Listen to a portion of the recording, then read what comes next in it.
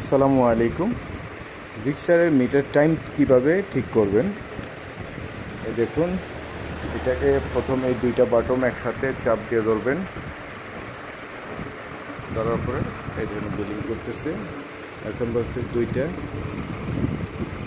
26, এটার মধ্যে পাচ্ছে 2:31, 2:26 বানানো হবে।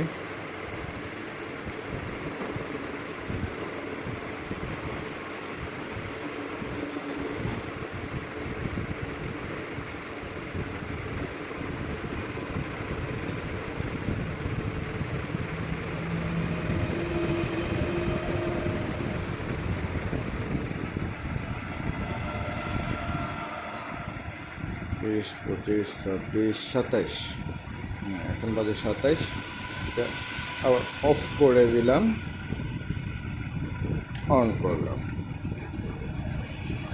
এখন রিক্সার টাইম ঠিক হয়ে গেছে।